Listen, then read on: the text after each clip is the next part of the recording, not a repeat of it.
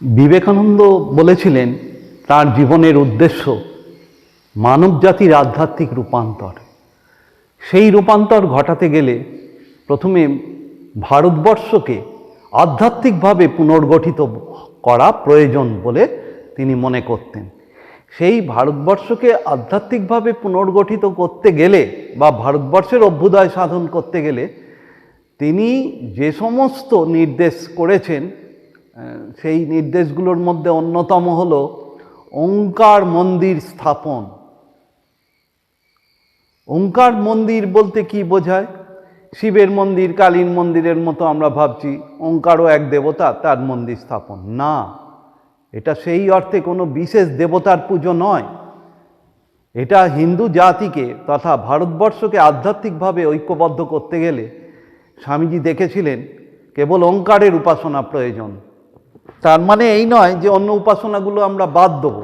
ব্যক্তিগত স্তরে যে কেউ কালী, কৃষ্ণ, শিব এসবের উপাসনা করতে পারেন, করে মুক্তি লাভের চেষ্টা করতে পারেন, কিন্তু প্রত্যেকেরই একটা জাতীয় কর্তব্য আছে। যেমন আমরা ব্যক্তিগত আধ্যাত্মিক জীবন যাপন করেও আমাদের জাতি বা রাষ্ট্রের জন্য কাজ করি, কেউ অফিসে কাজ করছি, কেউ অন্য কোনো কাজ করছি, সবই তো রাষ্ট্র বা জাতির কল্যাণের জন্য।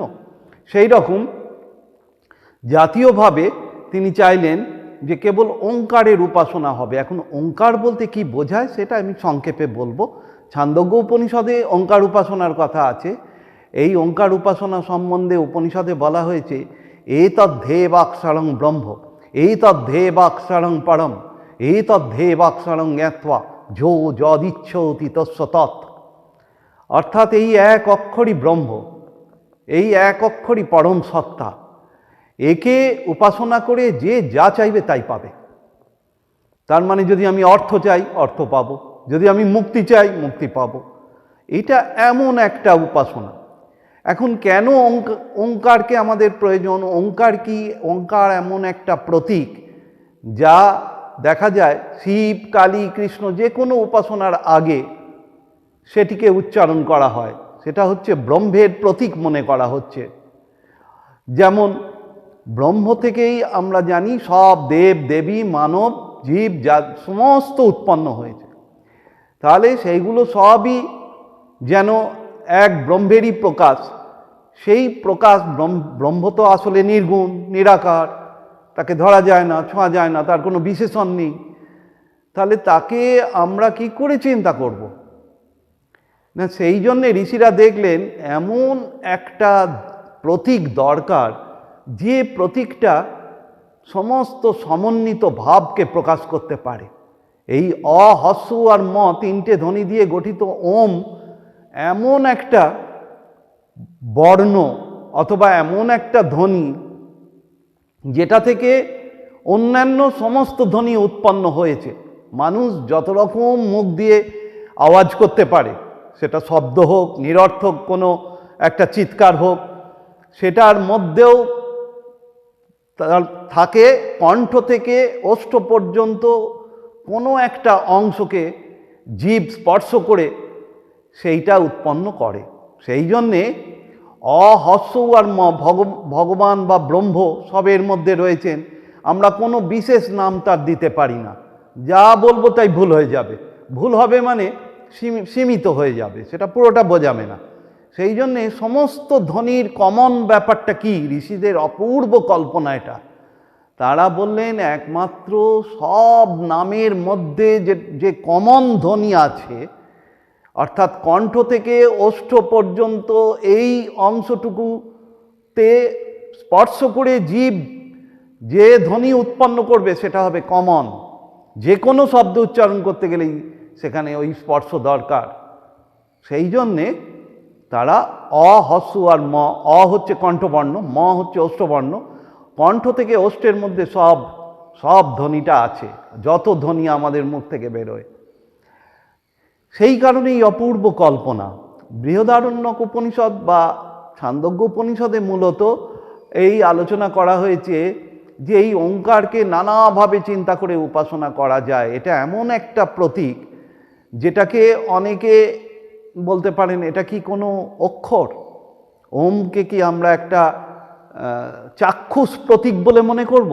যেমন অ আ লিখতে পারি, ক খ, সেরাম সেরাম আমরা করেছি, কিন্তু সেটা ঋষিদের পছন্দ নয়। ঋষিরা শাব্দিক প্রতীক হিসেবে নিচ্ছে। চাক্ষুষ প্রতীকের অনেক সীমাবদ্ধতা আছে। যেমন আমি ওঙ্কারটা লিখছি যেভাবে বাঙালি হয়ে, আবার উত্তরপ্রদেশের লোক ওঙ্কার আর একভাবে লিখবে। এবার এই ওঙ্কারের ধ্বনিটাকেই যদি কেউ অন্য ইংরেজরা প্রকাশ করে AUM এইভাবে প্রকাশ করবে, সেটা তো আর ঠিক এরকমভাবে আমরা যেভাবে ও লিখি সেরকম হলো না। তাহলে চাক্ষুষ প্রতীকের সীমাবদ্ধতা দেখে ঋষিরা বললেন এটা আসলে ধ্বনিগত একটা, এই ধ্বনি কিন্তু চেঞ্জ হবে না, ধ্বনি একই হবে। AUM দিয়ে করুক বা কে ও এর পেছনে আঁকড়ি দিয়েই ওম প্রকাশ করুক, সেটা কিন্তু ধ্বনিটা একই হচ্ছে। এই জন্য এটাকে শাব্দিক প্রতীক হিসেবে নিতে হবে। শব্দ সবচেয়ে সূক্ষ্ম, শব্দ, গন্ধ, স্পর্শ, রূপ, রস, এগুলোর মধ্যে শব্দ সবচেয়ে সূক্ষ্ম। শব্দকে ওই জন্য আমাদের ইন্ডিয়ান ফিলোসফিতে বলা হয়েছে আকাশের গুণ। আকাশ যেমন সূক্ষ্ম, আকাশকে দেখা যায় না, আকাশকে অনুভব করতে হয়, সেই রকম ব্যাপার। এবং শব্দের সঙ্গে সূক্ষ্ম আরও মানস জগৎ সম্পর্কিত। সেই জন্যে শব্দ দিয়ে যত তাড়াতাড়ি আমরা দিব্যভাবে যেতে পারি, অন্য কিছু দিয়ে নয়। ওই জন্যই লোকে এত সঙ্গীত চর্চা করে। সঙ্গীতের মাধ্যমে, সঙ্গীত শব্দ কতকগুলো ভাব জাগিয়ে দেয়। সেই শব্দ দিয়ে আমরা যাতে পৌঁছতে পারি ব্রহ্মের কাছে, কোনো বিশেষ কালী, শিব, কৃষ্ণ এরম নয়, একেবারে এমন একটা ধ্বনি যেটা পরব্রহ্মকে নির্দেশ। যদিও কেউ বলতে পারেন পরব্রহ্ম নির্গুণ, নিরাকার, তাকে কী করে নির্দেশ করা যাবে? তার কোনো অবলম্বন নেই, সে নির্লেপ, কোনো কিছুর সঙ্গে অ্যাটাচ নয়। ঠিক কথা, শ্রীরামকৃষ্ণও বলেছেন আমি সমাধি থেকে 100 হাত নেমে এসে ওঙ্কার শুনতে পাই। তার মানে শব্দের স্থান নিচে, কিন্তু পার্থিব দিক থেকে দেখতে গেলে সবচেয়ে উঁচুতে। অর্থাৎ আমরা যে আকাশকে দেখছি সেটা জড় আকাশ, এর পেছনে আছে মনের আকাশ, তার পেছনে আছে চিদাকাশ বা চৈতন্যের আকাশ। তেমনি এই যে স্তরগুলো, এই স্তরগুলোতে উঠতে গেলে আমাদের সবচেয়ে সূক্ষ্ম যে অবলম্বন আছে শব্দ, সেইটা দিয়ে উঠতে হবে। আবার সেটা বিবেকানন্দ ব্যাখ্যা দিয়েছেন, সেটা কোনো সগুণ ব্রহ্ম বা নির্গুণ ব্রহ্ম, এই দুয়ের কোনোটাকেই বোঝাচ্ছে না, দুয়ের মাঝামাঝি, সাকার না নিরাকার এও বোঝাচ্ছে না। ওঙ্কার ওই জন্যে গোল পাকানো নাকি, এর চাক্ষুষ রূপেরও একটা তাৎপর্য আছে, বিবেকানন্দ দেখিয়েছেন। যেমন আমরা শালগ্রাম শিলার পুজো করি, কেন? সেটা সাকারও নয়, নিরাকারও নয়, কোনো বিশেষ আকার নেই, ওটা তালগোল পাকানো। তেমনি ওঙ্কারের মধ্যে ওই তালগোল পাকানো ব্যাপারটা রয়েছে। তার মানে মাটির একটা তাল ধরা যাক, সেটাকে আমরা শিব, কালী, কৃষ্ণ রূপ দিতে পারি। ওঙ্কার সেই রকম, ওঙ্কার দিয়ে এই রকম ওঙ্কার থেকে আমরা ওং নম শিবায়ও বলতে পারি, আবার ওং নম কৃষ্ণায়ও বলতে পারি, সব কিছুই করা যাচ্ছে। ওম এমন একটা কমন ব্যাপার। এখন কৃষ্ণ, কালী, শিব এরা সগুণ ব্রহ্ম। সগুণ ব্রহ্ম মানে এদেরকে আমরা ব্যক্তিরূপে চিন্তা করতে পারি, দয়াময়, কল্যাণময়, শক্তিমান, সর্বজ্ঞ, এইসব ভেবে আমাদের যাতে কল্যাণ হয় আমরা এই জন্য উপাসনা করি।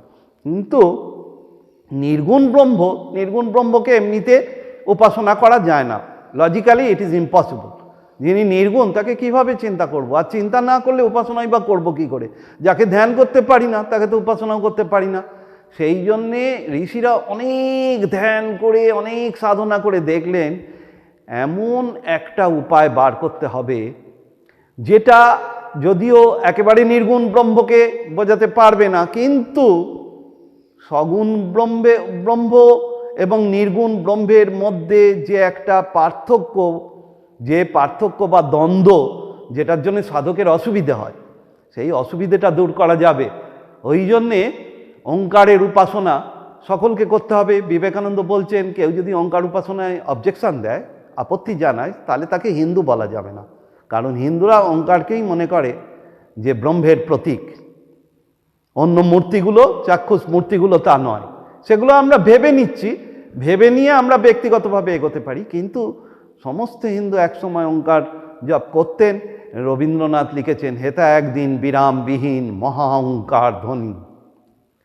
এই উপনিষদ পড়া মানুষ বুঝতে পেরেছেন যে একসময় ভারতবর্ষকে ঐক্যবদ্ধ রেখেছিল ওঙ্কার, তাই ওঙ্কারের উপাসনাই হবে, যেখানে রামকৃষ্ণদেবের চেলারাও আসতে পারবেন, ইস্কনের চেলারাও আসতে পারবেন, বিভিন্ন হিন্দু ধর্ম সম্প্রদায় কেউ বলবে না আমার এতে অসুবিধে হচ্ছে, বলা উচিত নয় তাদের। তারা যদি বলে না জেনে বলছেন, তারা উপনিষদের বিরোধিতা করছেন, সেটা করলে তাকে হিন্দু বলা যাবে না। বেদ উপনিষদের বিরোধিতা করলে তিনি হিন্দু নন। তাই জন্যে স্বামীজি চাইলেন যে ধর্মপ্রচারক যারা হবে ভারতবর্ষে তাদের কমন একটা মন্দির থাকবে, সেটা ওঙ্কার মন্দির। সেখানে ওঙ্কারের উপাসনা মানে কি? ওঙ্কারের উপাসনা কি আমরা যেরমভাবে পঞ্চভূত শুদ্ধি করছি, এই করছি তাই করছি করে যেমন মূর্তি পুজো করি ওইভাবে না, ওইভাবে উপাসনা নয়। বৈদিক মন্ত্রগুলো উচ্চারণ করতে হবে, যেগুলো সার্বজনীন ভাবকে নির্দেশ করছে। যেমন আত্মা সম্বন্ধে কথা, ঈশ্বর সম্বন্ধে কথা, ঈশ্বর কীরকম, আত্মা কীরকম, ব্রহ্ম কীরকম, মানুষ যে ব্রহ্মজ্ঞান লাভ করে বা ঈশ্বর লাভ করে বা মোক্ষ লাভ করে, সেটার জন্য কমন কি দরকার, উপনিষদে এইগুলোর ওপর জোর দিয়েছে। কমন, সে শিব ভক্তই হও, কৃষ্ণ ভক্তই হও, রাজযোগী হও বা জ্ঞানযোগী হও বা দ্বৈতবাদী হও, অদ্বৈতবাদী হও, তোমার কাম কাঞ্চন জয় করতে হবে। সোজা কথা, যেটা শ্রীরামকৃষ্ণ সংক্ষেপে বলে দিলেন, কাম কাঞ্চন জয়। এ না করলে তুমি কিন্তু মুক্তিতে পৌঁছতে পারবে না। তুমি যত বড় ওস্তাদি হও, যত বড় বড় ফিলোসফি আওড়াও, হবে না। তেমনি ওঙ্কারের উপাসনা এইভাবেই করতে হবে। সেখানে হিন্দু ধর্মের বিভিন্ন সম্প্রদায়ের সাধকরা বা যারা হিন্দু ধর্মের বিভিন্ন সম্প্রদায়কে অবলম্বন করে এগোচ্ছেন, তারা এসে সেই হিন্দু ধর্মের সাধারণ বৈশিষ্ট্যগুলো আলোচনা করবেন, যে কোনগুলোর ওপর বেদের ধর্ম দাঁড়িয়ে আছে, সেই উদার সার্বজনীন ভাবগুলোকে আলোচনা করবে। আরও এগিয়ে গিয়ে আমরা বলতে পারি, পৃথিবীর অন্যান্য ধর্মের সঙ্গে হিন্দু ধর্মের কোথায় সাধারণ বৈশিষ্ট্যগুলো, সেইগুলোও আলোচনা করতে হবে। কারণ রামকৃষ্ণ বিবেকানন্দ এসেছেন সর্বধর্ম সমন্বয় ঘটাতে। তাহলে আগে হিন্দুদের মধ্যে যে বিবাদ বিভেদ দ্বন্দ্ব, সেইগুলো মেটাতে হবে। তারপর হিন্দুরা যখন আধ্যাত্মিকভাবে ঐক্যবদ্ধ হবে, তখন পৃথিবীর অন্যান্য ধর্ম সম্প্রদায়ের সঙ্গেও তারা আলোচনায় বসবে, যে দেখো আমাদের বিবাদ তো এইগুলো নিয়ে, কিন্তু আমাদের একটা কমন জায়গা আছে।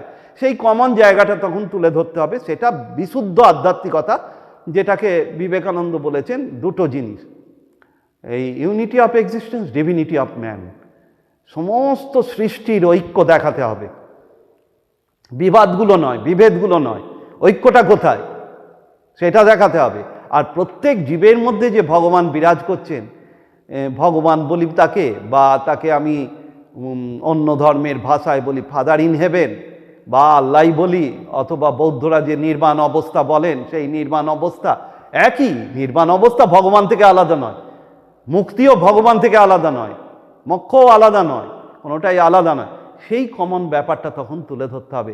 এই জন্যে আমাদের এখন ওঙ্কার মন্দির দিকে দিকে স্থাপন করতে হবে। আমাদের এখানে এসে কেউ দেখে যেতে পারেন, ওঙ্কার ধামে আমাদের যে ঘরে আলোচনা হয়, শাস্ত্র আলোচনা ইত্যাদি, বা বিভিন্ন বুদ্ধদেবের জন্মতিথি, রামকৃষ্ণদেবের জন্মতিথি ইত্যাদি পালিত হয়, সেখানে কেবল ওঙ্কারই রাখা আছে, আর অন্য কিছু নেই। নিচেতে ঠাকুরমা স্বামীজির ফটো আছে, যেহেতু আমরা রামকৃষ্ণ বিবেকানন্দ ভাব নিয়ে এগোই। কিন্তু এখানে এইরকম ওঙ্কার রাখা আছে বলেই এখানে বালব্রহ্মচারীর ভক্তরাও আছেন, ইস্কনের ভক্তরাও আছেন, রামকৃষ্ণ মিশনের ভক্তরা আছেন, সব সম্প্রদায়ের লোকই এখানে এসে বলে আপনি উদারভাবে প্রচার করেন, এটা আমাদের ভালো লাগে, ওই জন্য আসি। এইটা বিভিন্ন রামকৃষ্ণ বিবেকানন্দ অর্গানাইজেশনকে শিখতে হবে। বিবেকানন্দ নির্দেশ দিয়েছেন, বিবেকানন্দ লোক শিক্ষক। ঠাকুর বলেছেন পূর্ব যুগে যেমন সুখদেব, নারদ, এ যুগে নরেন। তাই নরেনকে অনুসরণ করেই আমাদের এগোতে হবে। এখানে নিজস্ব চিন্তা ভাবনা করতে গেলে আমাদের বিপদ আছে, এখানে শিব গড়তে বাঁদর গড়ে ফেলবো। তাই রামকৃষ্ণদেব আমাদের লোক শিক্ষক নরেন বলে গেছেন, তাকে ধরেই আমাদের ভারতবর্ষকে এগোতে হবে। অন্য মানুষ অনেকে আছেন, অনেক কিছু চিন্তা ভাবনা করছেন, ভালো, বিভিন্ন দিকে তারা দিক নির্দেশ করছেন, কিন্তু সামগ্রিকভাবে কল্যাণটা সেটা তারাই দেখতে পান যাদেরকে আমরা অবতার বলে শ্রদ্ধা করি। এই যুগে বিবেকানন্দই অবতার, সেই জন্যে তাকে আমরা অনুসরণ করে এগোবো। শঙ্করাচার্য যেমন, তেমনি বিবেকানন্দ। সমগ্র জাতির কল্যাণ কোথায় রয়েছে সেটা তিনি নিজে বলে গিয়েছিলেন, মা মহামায়া আমাকে জানিয়ে দিয়েছেন কিভাবে ভারতের কল্যাণ হবে। এই কথা বলার সাহস আর কার আছে? এইভাবে তিনি আমাদের নির্দেশ দিয়ে গেছেন। ঠাকুরমা স্বামীজির নামে শুধু এই ভব খণ্ডন ভব বন্ধন একটা করে গান হচ্ছে আর এ হচ্ছে, ওই করে এই অবস্থা হয়েছে। ভারতবর্ষের বিরুদ্ধে, সভ্যতা ধর্ম বিরুদ্ধে হাজার হাজার লাখ লাখ লোক দেশে বিদেশে কাজ করছে। এইটাকে থামাতে হবে, তার জন্য এটা একটা স্টেপ। ওম তৎসৎ। ওম।